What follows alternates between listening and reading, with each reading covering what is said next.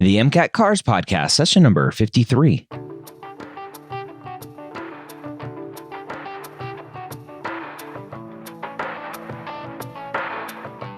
The Cars section of the MCAT gives thousands of pre-meds nightmares every night.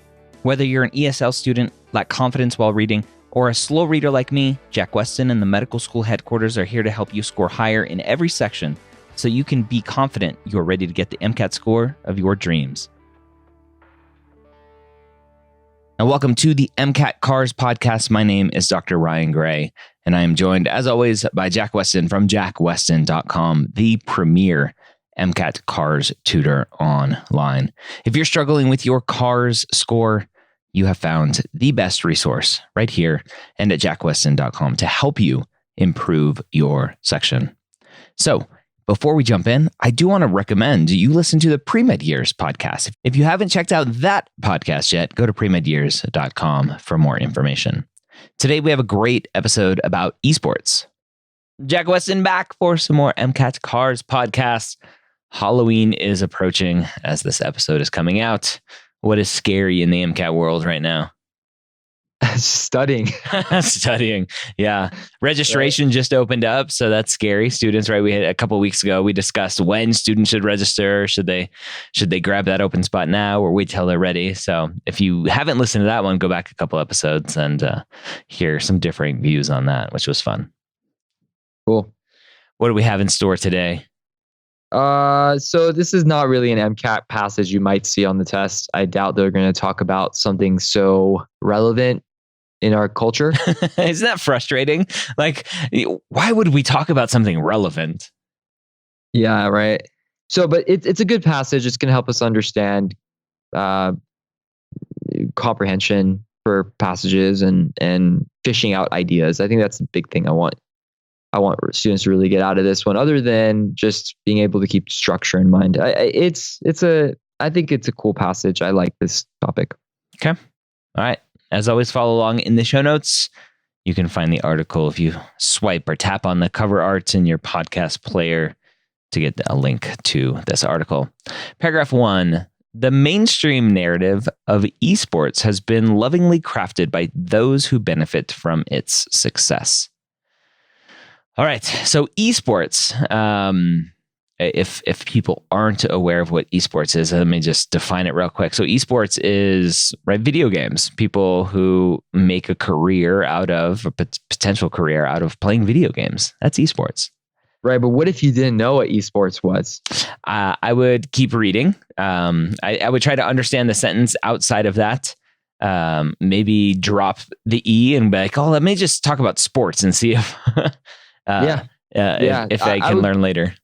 I would say so. Yeah, just keep in mind that it's probably some kind of entity or some kind of activity, and keep reading. It is competition for games, right? Gaming competitions, which are huge now. Yep. So huge. Okay. Right. You can get a college scholarship for being an esports athlete. It's amazing. Oh, well, I didn't know that. Oh, yeah. No, it's huge. College campuses are building esports arenas, and it's ginormous. It's awesome. That's great. Right. But which is kind of counterintuitive, right? Let's talk about Fortnite, right? It's one of the biggest ones out there. If you're this huge Fortnite star, like, you don't need to go to college. Right? Why are they spending all this money for these arenas and stuff? But that's a whole different discussion. All right. So this first sentence here basically saying that the mainstream narrative. So again, that's a potentially confusing, but the message that's going out across mainstream channels like whatever, ABC, NBC, newspapers, etc., is crafted by those benefiting from its success. So it's kind of, to me, I'm reading the statement as, right, the messaging potentially is biased.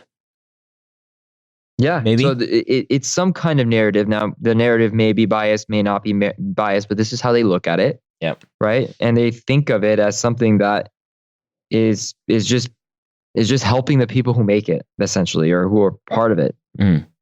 Okay. There's big money in esports, they say. So those benefiting from its success are saying there's big money in esports. All right. You've heard the stories. Well, I haven't, but All right. So very short sentence, basically saying you've heard the stories that there's big money in esports. Teenage gamers flown overseas to sunny mansions with live-in chefs. All right, so they're painting that picture of big money, mansions and live-in chefs. I'll take it. Sounds like a great job. I know. The live-in chef part or the esports gamer? I don't know. I'd take any of it, really. The erection of $50 million arenas for Ender's Game-esque sci-fi battles.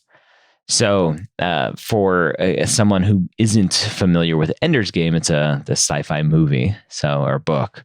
So that may confuse people, but I think the big take home here is just the money, right? $50 million arenas. That's a lot of money. Lavishness, right? It's so lavish here. Okay. Yep. Leagues of Legends pros pulling down 7-figure salaries. All right. So more lavishness, more money. Yet there's a reason why these narratives are provocative enough to attract lip-licking headlines in business news and have accrued colossal amounts of that venture capital. All right. So the author is setting us up here. There's a reason why these narratives are provocative. Now, it does use a really important word that I want to really emphasize here. What's that word that made you realize it's setting you up? The yet. Yet. So there must be something going on. Yep. Right? It's not all great here, okay? Yep. More and more, esports is looking like a bubble ready to pop. All right. So this last sentence really telling you, right? The author of this isn't so sold on the big money in esports. Now, what if you don't know what an economic bubble is? That is a good question. So I don't know. Well, let's think about a bubble, right? Bubbles usually what? Filled with air. Yeah, they grow and grow and grow and grow and then explode or pop. So is that a good thing or a bad thing if it pops, if a bubble pops? It's bad.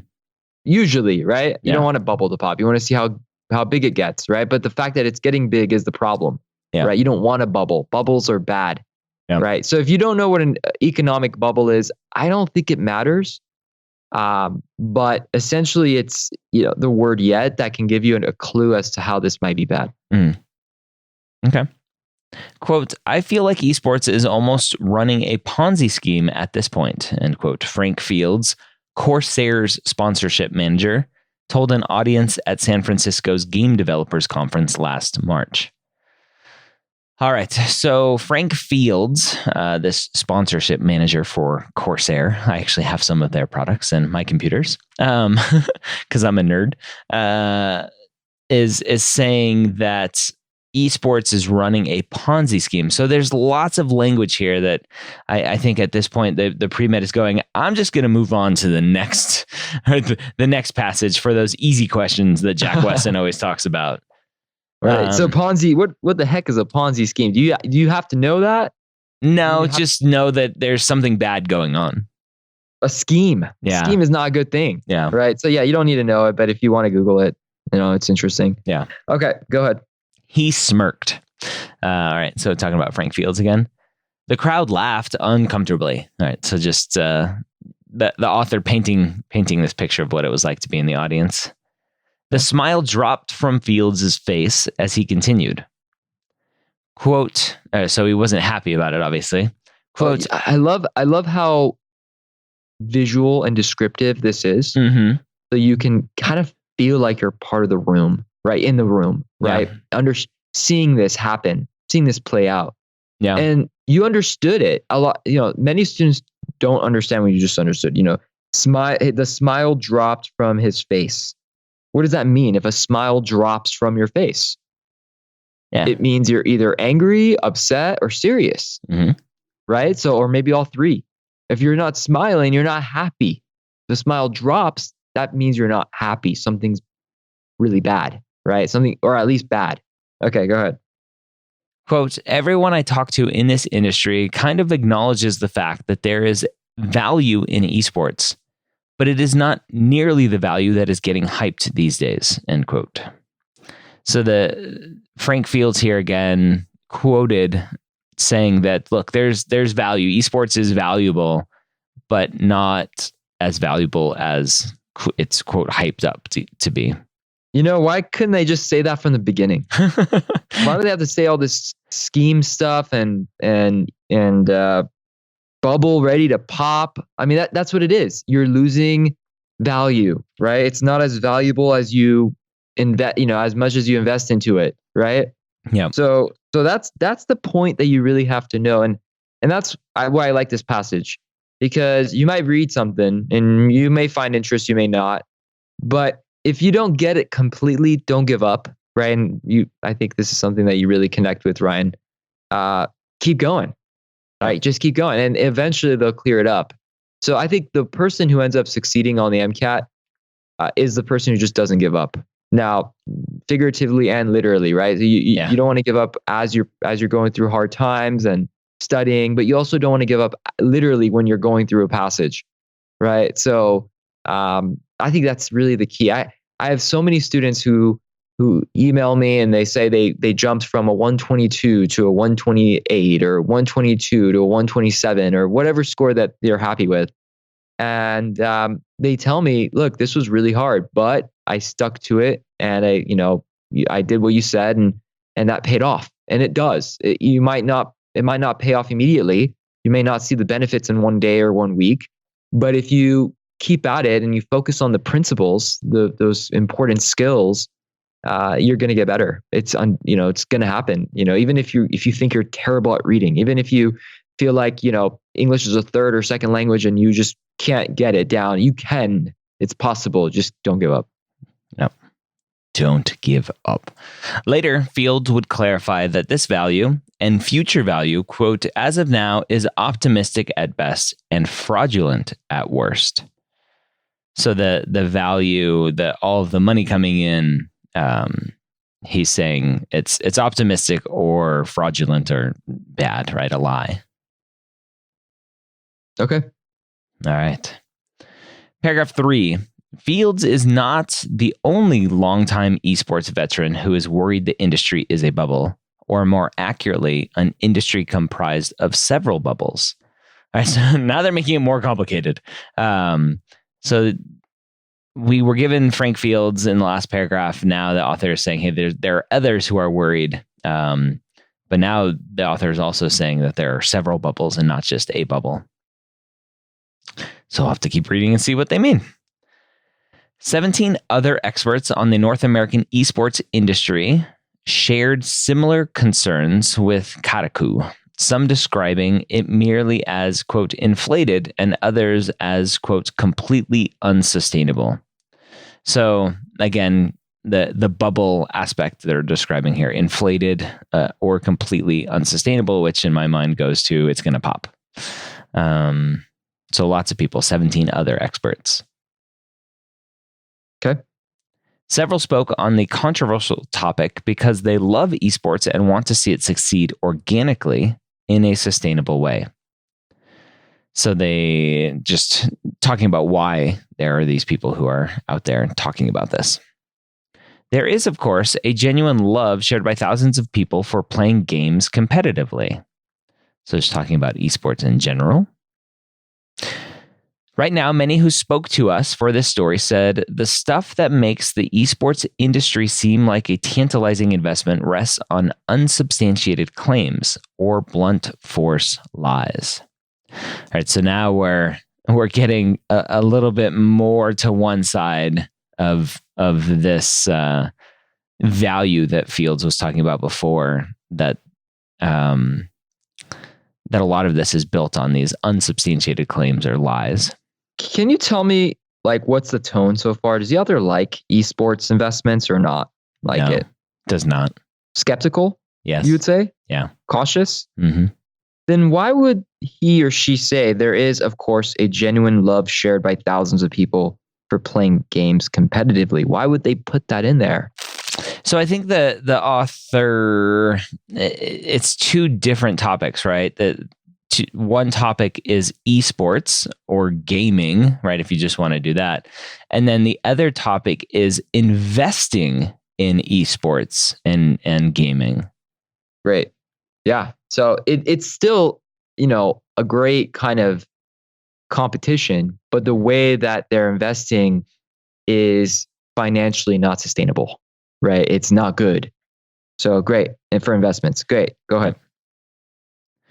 As investors pour hundreds of millions of dollars into the ballooning esports industry, many feel their way forward with statistics that indicate that pay dirt is just around the corner. All right, so now the author is discussing this investment side of things, right? This isn't just a bunch of kids sitting around playing video games. Now we're talking about the investors. Lots of money coming in, hoping to make money. League of Legends gets more viewers than Super Bowl, reads one 2019 headline from CNBC, glossing over the fact that they're comparing Apple viewership metrics to coconut viewership metrics. So this one is highlighting an article written by CNBC about viewership, and then this one would be confusing again, going to ESL students. This kind of idiom of apples to oranges. Or apples to coconuts in this reference, right? Which is weird.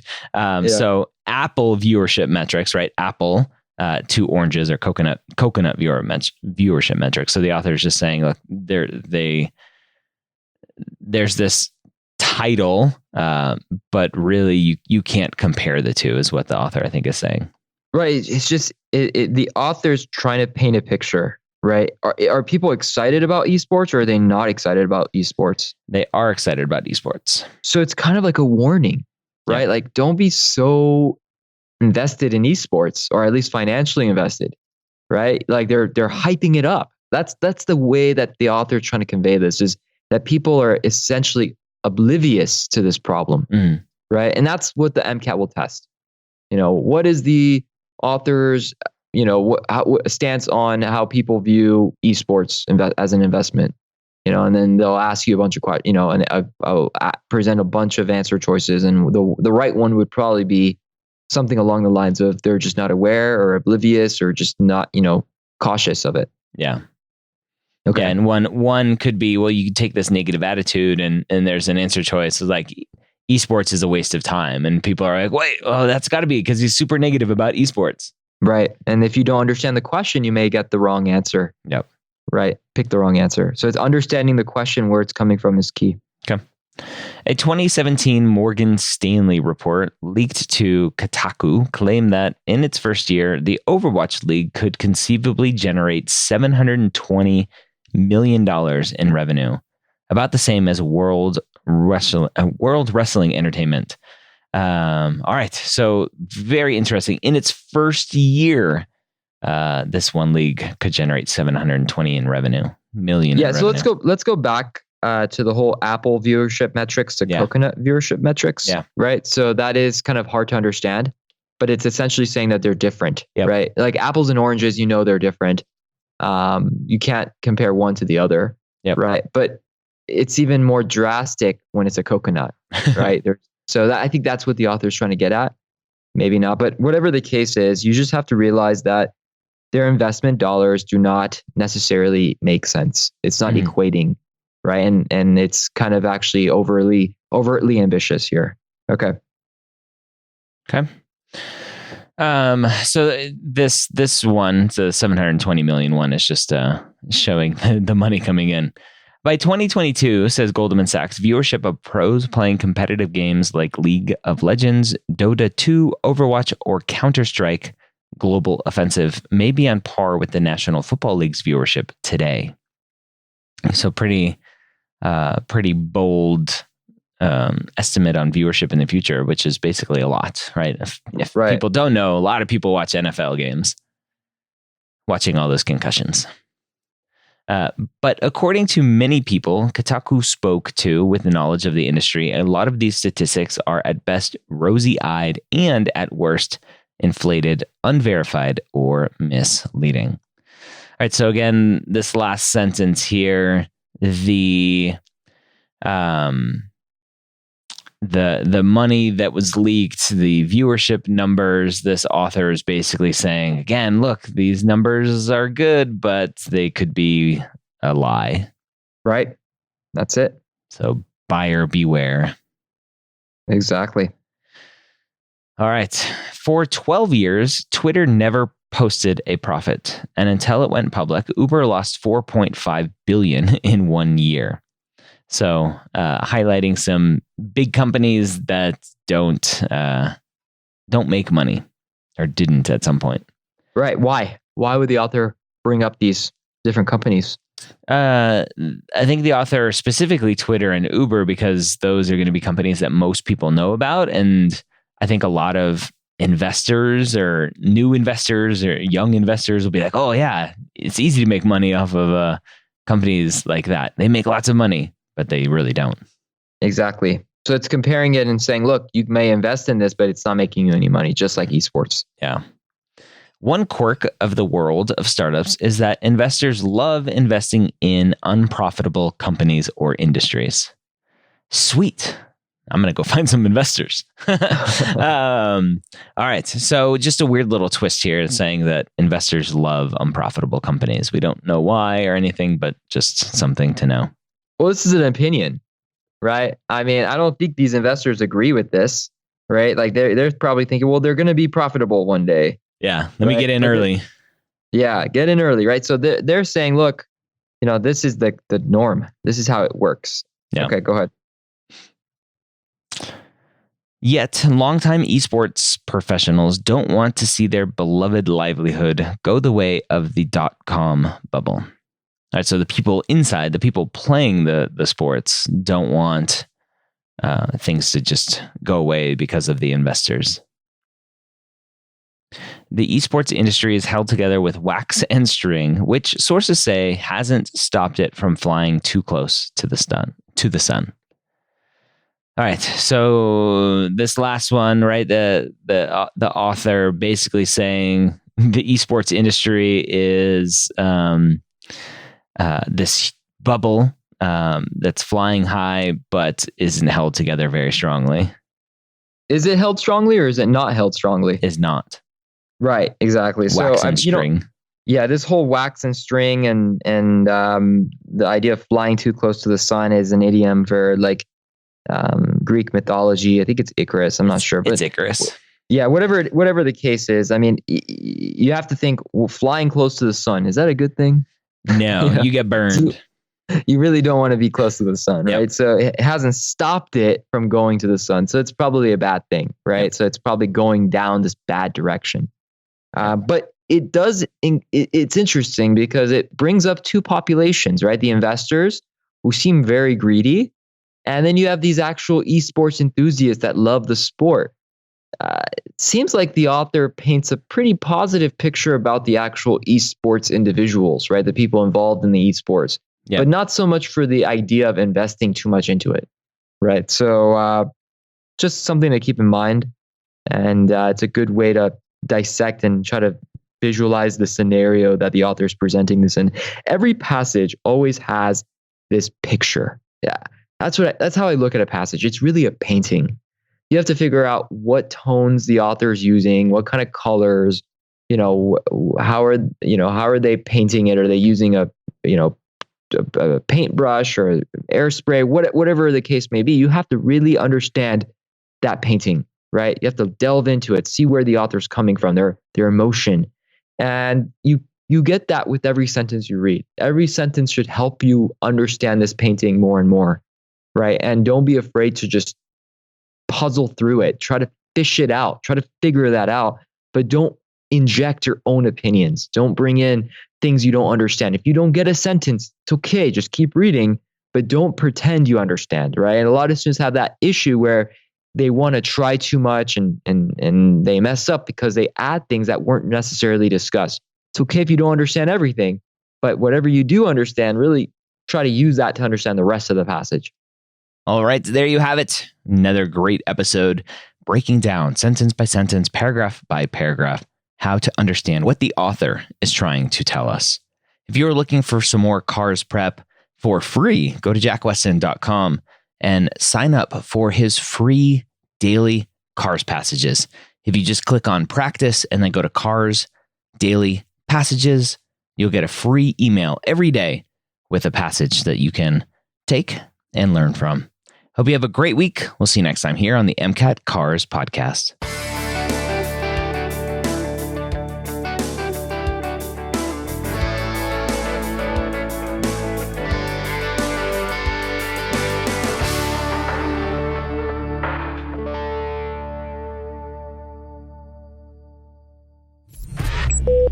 This is MedEd Media.